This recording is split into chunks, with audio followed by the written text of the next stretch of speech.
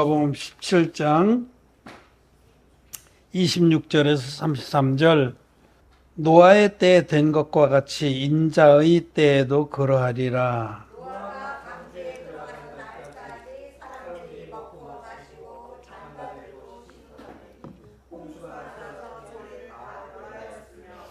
또 롯의 때와 같으리니 사람들이 먹고 마시고 사고 팔고 심고 집을 짓더니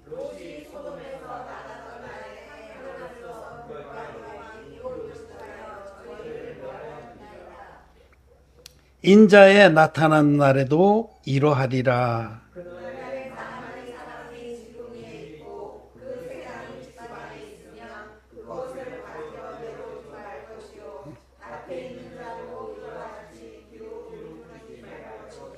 롯의 처를 생각하라.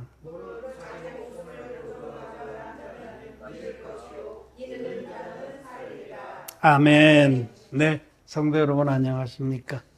네, 온라인으로 함께 예배를 드리는 우리 하나님 교회의 성도 여러분, 형제 자매 여러분 반갑습니다. 오늘 우리는 누가복음에서 마지막 때에 관한 말씀을 읽었습니다. 예수님께서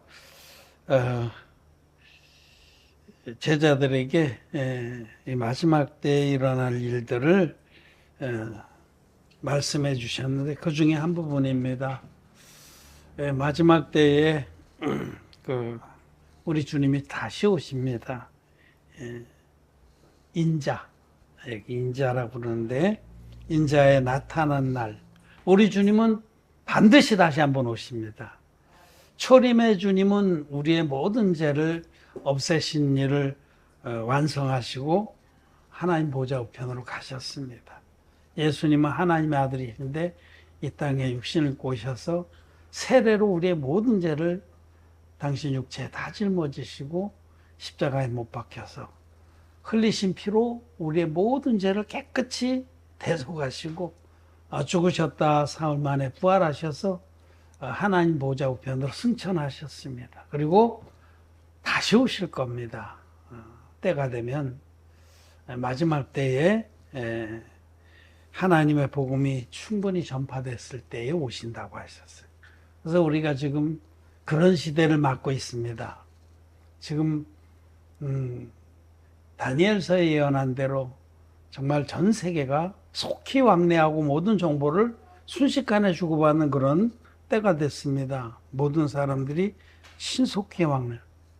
지구 반대편까지도 사실은 몸이 가지 않아도 화상으로 얼마든지 서로 얼굴을 맞대고 이야기하는 것처럼 할 수가 있는 시대가 됐어요. 꿈만 같은 거예요.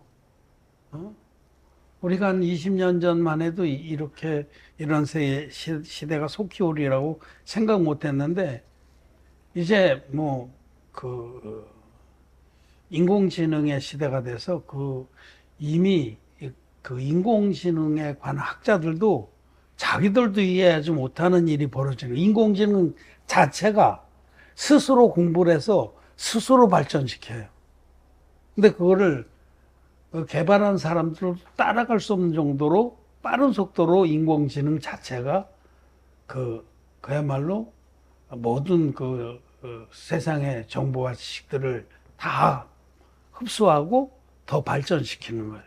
그래서 정말 어떤 일이 있을지 앞으로는 그야말로 모든 언어로도 우리가 우리말로 하면 상대방 자기 언어로 듣고 그런 시대가 얼마든지 옵니다. 지금 우리가 예배를 드리는데도 지금 한 번은 번역을 해줘야 되는데 이제 이 프로그램 속에서 자체로 거의 완전하게 번역을 해서 우리 듣는 동역자들이 여기 딜리 목사라든지 또 센토시 목사들이 이런 분들이 자기 말로 들을 겁니다. 자기 말로. 제가 요즘에 이제 히브리서 2권을 프루프리딩을 하고 있어요. 근데 1권 프루프리딩 할 때하고 또 달라졌어. 하는 게. 그때하고 훨씬 달라요. 그러니까 얼마나 빠른 속도로 변하는지를 알 수 있어요. 실감합니다. 그래서 훨씬 좋죠. 저는 일하기. 지금 그런 시대입니다. 정말 지적인 지식적인 측면에서 옛날에 바벨탑을 다시 쌓는 시대입니다. 바벨탑이 무너지면서 전 세계 언어가 혼잡하게 됐잖아요. 그걸 다시 재건하는 거예요. 전 세계 언어도 통합이 되고 모든 지식 같은 것도 완전히 통합이 됩니다. 그런 시대인 줄 우리는 압니다. 그래서 이제 때가 갈 것 같구나. 오늘 제가 또 이제 뭐 어디 갈 일이 있어서 허리가 조금 아파갖고 침 마시러 가가지고 누워서 이제 이렇게 뉴스를 좀 듣는데 올해가 그러니까 매년 그렇죠. 지금 매년 역사상 가장 더운 해가 되는데 올해는 뭐 말할 수 없이 더운 해라고 그래요. 그래서 여러 가지 큰 이변들이 있는데 북극과 남극의 그 얼음이 녹는 속도가 30년 전에 비해서 6배가 빨라졌다고 합니다. 6배가.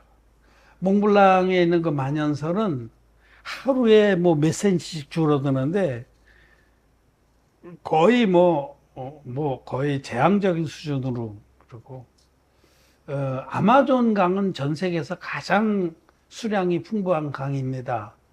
거기서 뉴스에 나오더라고요. 전 세계 담수의 5분의 1을 가지고 있대요. 그거 얼마나 큰 거예요. 우리가 알듯이 아마존 그 큰 남미 대륙의 큰 강에 있는 열대우림에서 그걸 지구의 허파라고 그래요. 거기서 엄청난 양의 산소를 만들어냅니다. 그런데 그 아마존 공이 말로 붙었어요. 작년에 이어서 올해에도 아마존이 말로 붙어서 그 수량이 바닥이 척척 갈라지고 아마존강 하구는 강 있고 바다하고 만나는 대서양하고 만나는 거기는 강폭이 200km입니다. 강폭이 얼마나 강이 큰지 알 수 있죠. 우리나라가 허리가 제일 좁은 데가 200km밖에 안 돼요. 제일 좁은 데가. 그러니까 우리나라 좁은 지역 그 폭으로 물이 흐르는데 그 강이 거의 말라붙었어요. 큰 재앙입니다. 뭐 카스피해는 벌써 말라붙었고. 그러니까 상상도 할 수 없는 변화들이 일어나는데 사람들은 이제 무덤덤하죠. 에이, 뭐, 그러겠지, 뭐. 그러다 또 좋아지겠지. 그렇지 않습니다. 그래서 중국 신장성의 어느 지역은 섭씨 76도를 기록했대요. 그냥 계란을 도로 위에다 놓으면 그냥 익는 거예요. 우리는 이런 현상들을 보면서 생각해야 됩니다. 정말 그 계시록에 있는 말씀대로 땅 3분의 1이 사위어 타버리고 지금 전 세계적으로 산불을 불이 얼마나 많이 나는지 그런 뉴스도 또 나오고 미국이나 캐나다 호주 불을 잡을 수가 없어요. 너무 한 곳 다발적으로 일어나기 때문에 그리고 기세가 너무 세서 우리는 지금이 그렇게 평안하다 안전하다 한 때는 아니라는 사실을 알고 이 때를 살아야 됩니다. 정말 언제라도 그 전 세계적인 대재앙이 닥치면 한순간에 아비규환이 됩니다. 우리 사람 먹을 것만 없어도요 금방 정말 그 악독한 속의 그 본성이 나와서 사람들을 죽이고 빼앗고 그런 일이 무정부 상태가 금방 됩니다. 먹을 것만 없어도. 그런데 위태위태합니다. 지금 전 세계적으로 가뭄이 또 대홍수, 한쪽은 대홍수가 나서 막 다 쓸려내라고, 한쪽은 비가 너무 안 와서 아마존 강이 마르고, 아프리카 북부도 그렇고, 지금 전 세계적인 기상 이변은 우리가 주의시를 해야 됩니다. 그리고 정말 머지않은 때에 이 세계가 하나님 말씀, 성경이 기록한 그런 대혼란에 들어갈 수 있겠다. 그리고 그것이 맞는 것이 복음이 땅끝까지 이르는 거하고 맞게 돼 있거든요. 근데 지금 우리가 복음을 비록 적은 무리지만 힘있게 전하고 있기 때문에 그런 현상이 같이 맞을 겁니다.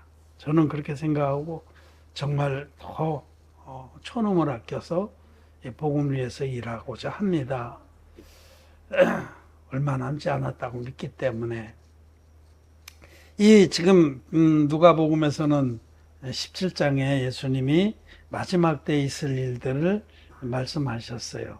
마태복음 24장은 아주 종합해서 마지막 때에 관한 모든 그 말씀들을 해놨는데, 누가복음 17장에서 그 일부를 말씀하신, 특별히 마지막 때 인자가 다시 올 때에, 재림하실 때에, 그때에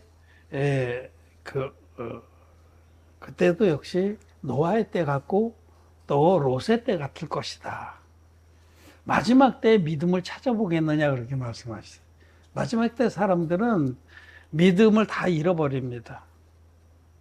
여러분들 중에서도 마지막 때 믿음을 잃어버릴 자가 있을까 두렵습니다.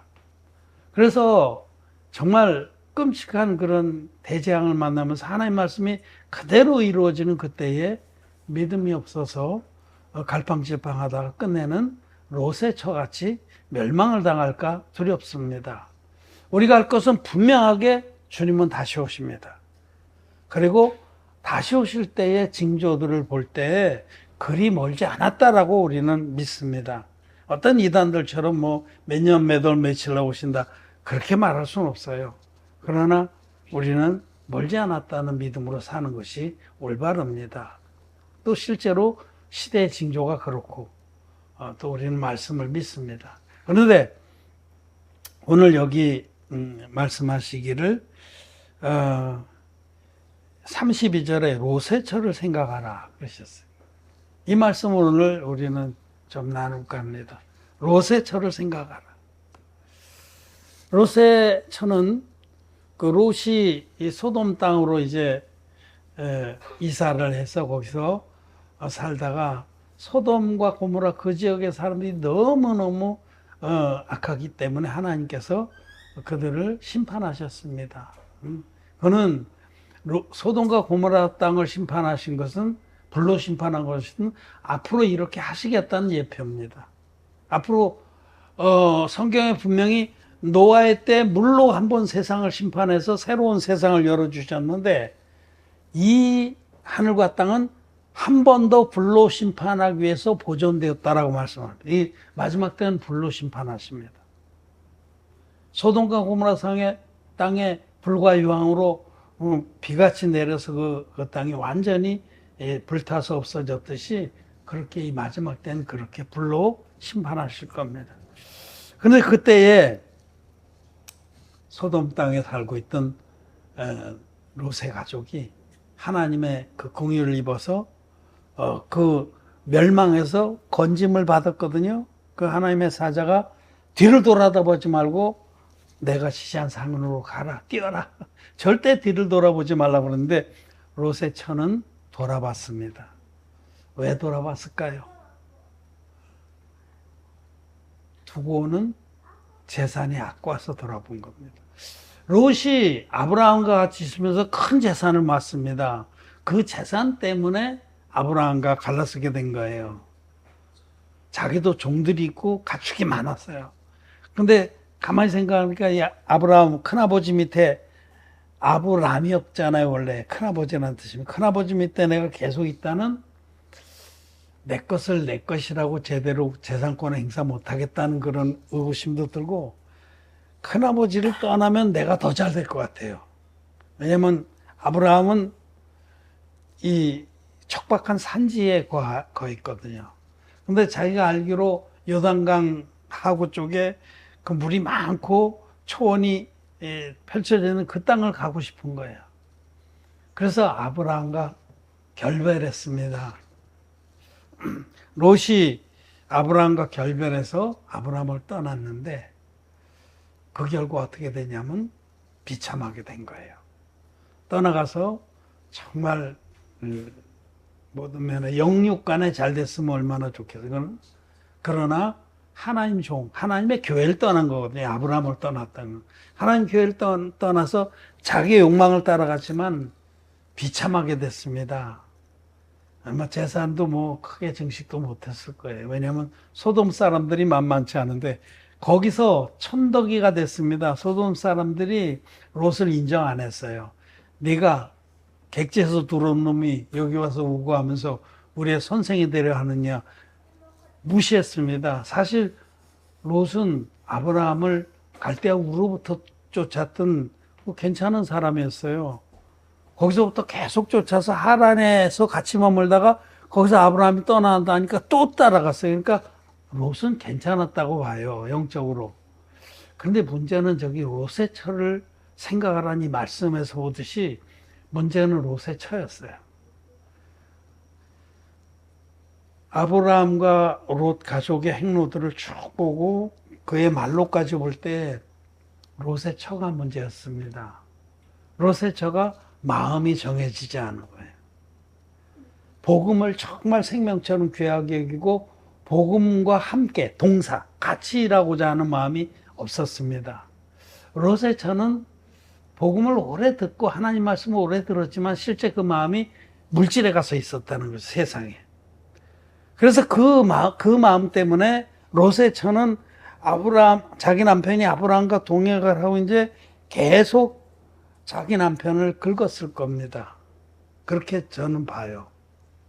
그래서 결국은 아브라함과 롯이 갈라서는 그런 아주 결정적인 그런 비극을 맞게 됩니다. 갈라서는 순간 사실은 롯의 가족은 죽은 겁니다. 기고만장해서 이제 롯의 처가 승리를 했죠. 남편을 달달 볶아가지고 갈라서게 했어요. 그래서 소돔 땅으로 내려갔어요. 거기 살면서 비참한 삶을 살았죠. 사람들에게 치이고. 그러다가 그 소돔성이 거기서 또 한 번 그 앞에 국제전쟁이 일어나서 포로로 잡혀갔습니다. 그걸 다시 하나님께서 아브라함을 시켜서 구출해냈잖아요. 그럼 그때라도 돌이켜서 다시 돌아왔어야 되는데 그러지 않고 끝까지 소돔 땅에 거하다가 소돔 땅에서 이런 비극을 맞게 되는 겁니다. 그 롯의 아내는 끝내 뒤를 돌아봤습니다. 돌아봐서 그 자리에 소금 기둥이 됐어요. 그럼 롯의 처가 어떤 사람인지를 극명하게 보여주는 사건이 하나님 말씀을 무시하고 천사가 전한 하나님 말씀 절대 뒤를 돌아지 말고 너희 생명을 위해서 지시한 산으로 뛰어라. 돌아보면 죽는다 했는데도 그 말씀 무시하고 돌아봤다가 그 자리에서 말씀대로 소금 기둥이 됐어요. 지금 그 소돔 땅의 그 유적지에 보면 그 롯의 아내의 바위가 있다고 그래요. 있다고 그래요. 여러분, 팩트입니다. 롯의 처 때문에 롯의 가족은 비참한 말로를 맞습니다. 롯은 두 딸과 함께 그 소알이라는 산으로 피했다가 거기 동굴에 구하다가 거기 자기 딸들이 자기들의 남편 될 사람이 없는 걸 보고 아버지에게 포도주를 잔뜩 매서가서 번갈아 아버지하고 동침해서 모압 족속과 암몬 족속을 낳습니다. 하나님의 그 백성을 정면으로 대적하는 하나님의 적의 조상이 돼요. 하나님의 원수들의 조상이 되는 거예요. 정말 비참하게 끝나는 거예요. 이런 비참한 사건의 근원을 따져 올라가면 롯의 처에게 있는 겁니다. 그는 사실은 처음부터 믿지 않은 거예요. 그렇게 오랫동안 아브라함을 따라다니면서 말씀을 들었지만 마음에는 그 말씀이 믿음으로 자리를 못 잡았다는 겁니다. 그리고 마음이 계속해서 하나님이 아니라 세상을 향하고 있었다는 겁니다. 세상을, 물질을, 돈을. 우리는 롯의 처를 생각해야 됩니다. 여러분도 마음에서 내 마음이 물질에 가 있고 세상에 가 있다고 그러면 롯의 처같이 되고 자기뿐만 아니라 자기 가족도 다 같이 멸망에 들어간다는 사실을 기억해야 됩니다. 이 말씀 누가복음 17장 32절에 롯의 처를 생각하라. 이 짧은 문장을 마음에 새기길 바랍니다. 세상을 살아보면 이렇게 된다. 성경은 분명하게 보여주는 겁니다. 우리는 마음을 정해야 됩니다. 우리는 분명히 하나님이 계신 것과 영생이 있는 것과 진리의 복음 믿는 자들은 이 땅의 삶이 끝난 후에 영원한 천국의 낙원에 들어간다는 이 사실을 눈으로 보는 것 같이 확실하게 믿어야 합니다. 그러므로 우리가 이 세상의 것들, 물질과 돈과 명예와 요한일서에서는 안목의 정욕과 육신의 정욕과 안목의 정욕과 이생의 자랑.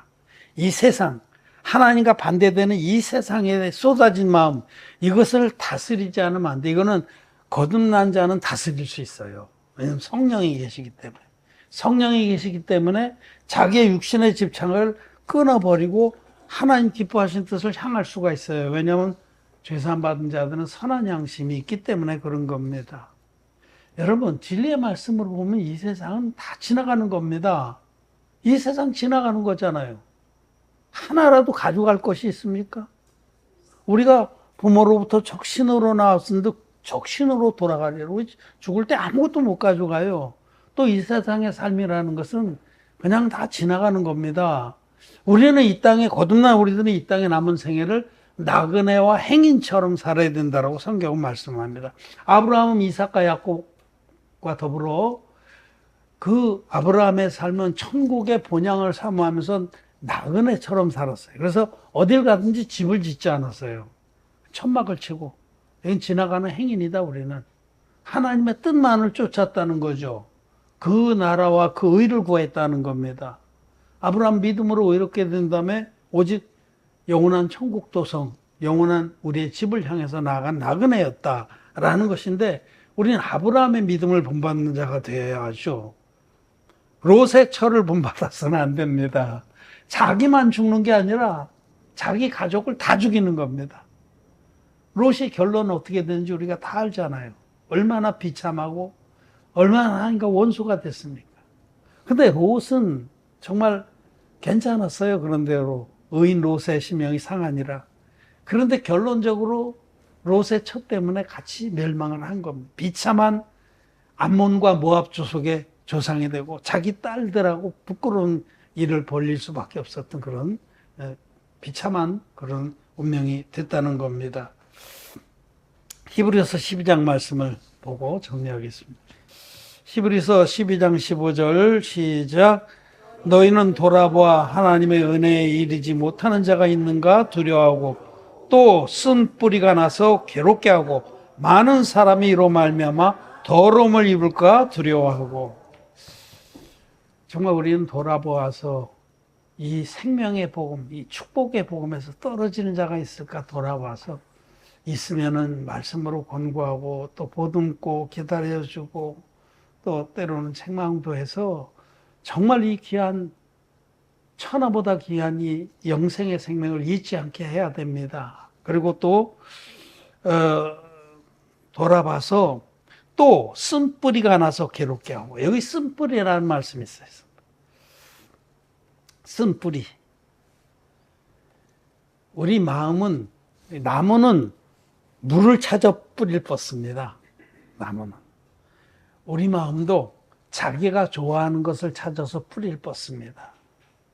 쓴뿌리가 반대되는 건 단뿌리겠죠. 좋은 뿌리는 생명의 말씀을 좋아해서 그리로 계속 자기 마음을 쏟습니다. 근데 쓴뿌리는 이거는 사단 마귀의 거짓말을 좋아하는 거예요. 그가 속여놓은 모든 거짓된 가치관을 좋아하는 거예요. 그래서 마음에서 쓴뿌리가 난다는 것은 그 마음이 사단 마귀가 속여놓은 모든 가치관이나 유혹이나 이런 것을 더 좋아한다는, 그리로 마음의 뿌리가 자꾸 뻗어나간다는 겁니다. 그렇게 되면 자기도 괴롭습니다. 하나님을 아는 자는 마음에 쓴뿌리가 있으면 자기가 괴로워. 첫째, 가랭이가 찢어져. 하나님께로 한 달이 뒀는데 사단 마귀에도 한 달이 넣었으니 가랭이가 찢어지죠. 단뿌리만 쫙 나서 하나님께로부터 모든 그 축복과 생명에 관한 그 말씀들을 흡수해서 믿음의 큰 나무가 되는 것이 아름다운 일인데, 마음의 한편에 쓴뿌리가 같이 나 있다는 거 쳐봅시다. 그 쓴뿌리가 계속해서 이 세상의 더러운 것들, 사단마귀의 거짓말, 모든 그 사단마귀가 우리를 유혹하는 그런 세상 가치들의 뿌리를 걸치고 있다고 하면 그 마음이 괴롭겠어요? 그걸 두 마음을 품어서 정함이 없다라고 그래요. 이 마음이 단뿌리만 있어야 되는데 쓴뿌리가 같이 나갖고 두 마음이 품어진 거예요. 괴롭습니다. 자기 마음속에서 계속 다툽니다. 그래서 잘못하다가 쓴뿌리 쪽에 마음을 더 편을 들면은 믿음하고는 떠나는 겁니다. 롯의 가족처럼. 이 쓴뿌리가 나면 안 돼. 쓴뿌리를 과감하게 잘라야 됩니다.